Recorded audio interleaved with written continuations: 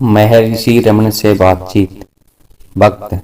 श्री रामकृष्ण ने विवेकानंद को बनाया, इसके पीछे कौन सी शक्ति है? महर्षि, सब में एक ही शक्ति है। वक्त। उस शक्ति का स्वरूप क्या है? महर्षि, लोहे के कणों को एकत्र करने वाली चुंबक की तरह शक्ति आंतरिक है, बाह्य नहीं। विवेकानंद में रामकृष्ण थे। यदि तुम विवेकानंद की देह मानोगे तो रामकृष्ण भी देह हैं, परंतु वे देह नहीं। यदि रामकृष्ण उनके अंदर न होते तो विवेकानंद समाधि में नहीं जा सकते थे। वक्त। बिच्छू के काटने से वेदना क्यों होती है? महर्षि, देह तथा जगत की उत्पत्ति का क्या कारण है? वक्त। यह समष्टि बुद्धि का अंग है। महर्षि, समष्टि बुद्धि को ही इन घटनाओं की चिंता करने दो। यदि व्यक्ति जानना चाहता है तो वह स्वयं की आत्मा का पता लगाए। वक्त। क्या योगियों का चमत्कार सोरे का अमल पीना, विष पीना तथा अग्नि आदि पर चलना स्पंदन की एक अवस्था के कारण है? महर्षि, भौतिक शरीर को यह प्रश्न करने दो। तुम भौतिक नहीं हो। जो तुम नहीं हो उसकी चिंता क्यों? यदि आत्मा का कोई आकार होता है तो वह पदार्थों से प्रभावित होती है, परंतु आत्मा का कोई आकार नहीं है, इसलिए वह वस्तुओं के संपर्क से मुक्त है। वक्त। प्रेम के समुद्र का क्या महत्व है? महर्षि, आत्मा, पवित्र आत्मा, साक्षात्कार तथा प्रेम आदि सब पर्यायवाची हैं। वक्त। वार्ता अत्यंत प्रकाशदायक रही। श्री एन सुब्बाराव, विशिष्टाद्वैतवाद क्या है? महर्षि, इसी के समान है। वक्त। वे माया को नहीं जानते। महर्षि, हम कहते हैं सर्वम ब्रह्म, वे भी बारंबार ब्रह्म को सबसे विशिष्ट मानते हैं। वक्त। वे जगत को यथार्थ मानते हैं। महर्षि, हमें भी यही मानते हैं। आचार्य ने इतना ही कहा है, जगत के पीछे जो सत्यता है उसे खोजो।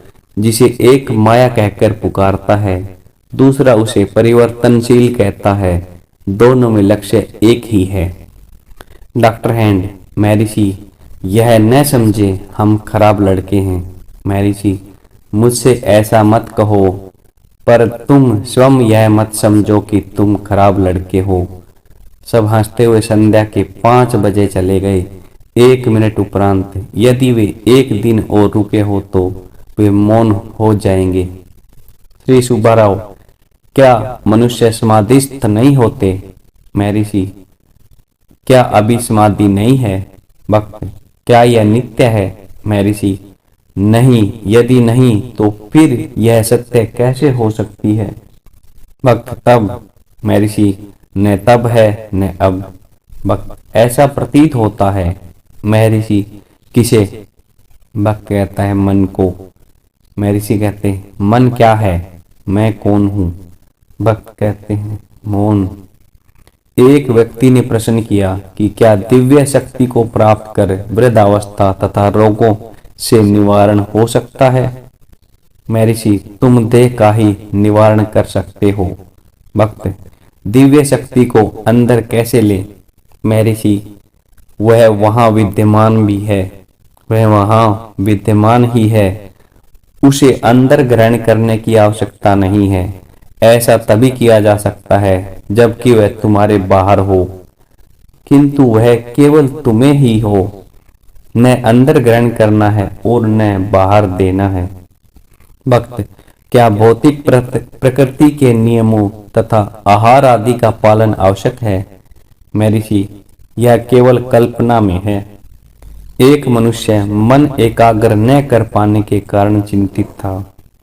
महर्षि, क्या अभी भी वह एक नहीं है? वह सदैव एकाग्र ही रहता है। नानात्व तुम्हारी कल्पना में है। एकता को प्राप्त करना नहीं होता। एकात्मकता को प्राप्त करना नहीं होता। श्री भगवान ने यह कहा गया कि जिसने आत्म पद की प्राप्ति कर ली है उसे भोजन आदि की आवश्यकता नहीं होती। महर्षि, तुम स्वयं की अवस्था के अनुसार ही समझते हो। भक्त, मन पर नियंत्रण कैसे करें? महर्षि, मन को दृढ़ता से पकड़ लो। भक्त, कैसे पकड़े? महर्षि, मन क्या है इसे खोज लो। मन केवल संकल्पों का समूह है। भक्त, काम की प्रवृत्ति का उन्मूलन कैसे करें? महर्षि, देह के आत्मा होने की मिथ्या भावना का उन्मूलन करके। आत्मा में कोई लिंग नहीं है। भक्त, इसकी अनुभूति कैसे करें? महर्षि, तुम स्वयं को देह मानकर दूसरे व्यक्ति भी देह मानते हो। इस प्रकार लिंग की भिन्नता उत्पन्न होती है, किंतु तुम देह नहीं हो, वास्तविक आत्मा ही रहो, फिर वहां लिंग का भेद नहीं रहेगा। भक्त, क्या योगी अपने पूर्व जन्मों को जान सकता है? महर्षि, क्या तुम वर्तमान जन्म को इतनी भली भांति जानते हो कि वह पूर्व जन्म के को जानने की इच्छा करो? वर्तमान जीवन को जान लो, शेष स्वयं जान लोगे। अब हम अपने सीमित वर्तमान ज्ञान से ही इतने दुखी हैं, फिर तुम अपने आप को अधिक दुखी क्यों करना चाहते हो? भक्त, क्या उपवास से साक्षात्कार में सहायता मिलती है? महर्षि, हाँ, किंतु यह अस्थायी है। मानसिक उपवास वास्तव में उपयोगी होता है। निराहार स्वयं में साध्य नहीं है, साथ ही साथ आध्यात्मिक विकास भी आवश्यक है। पूर्ण उपवास से मन की दुर्बल हो जाता है, फिर तुम आध्यात्मिक अनुसंधान हेतु पर्याप्त शक्ति प्राप्त नहीं कर सकते। इस कारण सीमित भोजन करते हुए भी साधना करते रहो। भक्त, ऐसा मत है कि 1 मास तक उपवास रखना तथा तदुपरांत व्रत खोलने के 10 दिन के पश्चात मन शुद्ध तथा स्थिर हो जाता है और फिर सदैव ऐसा ही रहता है। महर्षि, हाँ, यदि उपवास काल में भी आध्यात्मिक जिज्ञासा निरंतर रही हो तब। एक अन्य प्रश्न के उत्तर में महर्षि ने कहा, हृदय से हृदय की वार्ता तथा हृदय से हृदय का श्रवण सर्वोत्तम है। यही सर्वोत्तम उपदेश है। भक्त, क्या गुरु का मार्गदर्शक आवश्यक नहीं है? महर्षि, क्या तुम गुरु से पृथक हो? भक्त, क्या सानिध्य लाभदायक है? महर्षि, क्या तुम्हारा आशय भौतिक सानिध्य से है? इससे क्या लाभ है? मन ही मुख्य है, मन से संपर्क होना आवश्यक है।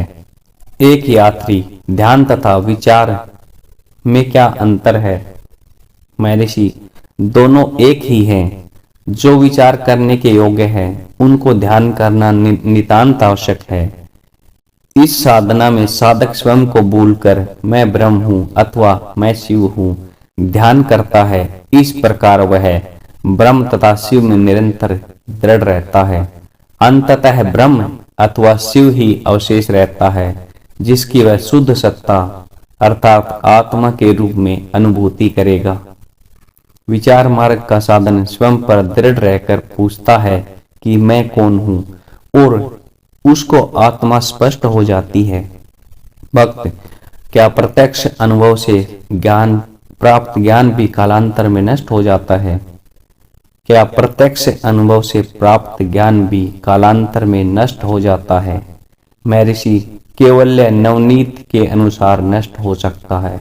समस्त वासनाओं को निर्मूल किए बिना प्राप्त किया गया अनुभव स्थिर नहीं रह सकता। वासनाओं को नष्ट करने का प्रयास करना आवश्यक है, अन्यथा मृत्यु के बाद पुनः जन्म होता है। कुछ का मत है कि अपने गुरु से उपदेश लेने से साक्षात अनुभव प्राप्त होता है। दूसरों के अनुसार यह मनन से संभव है, और कुछ ऐसा भी कहते हैं कि निधिध्यासन तथा समाधि से यह संभव है। ऊपर से भेद प्रतीत होने पर भी सबका भाव एक ही है। समस्त वासनाओं का क्षय होने के बाद ही ज्ञान स्थिर होता है।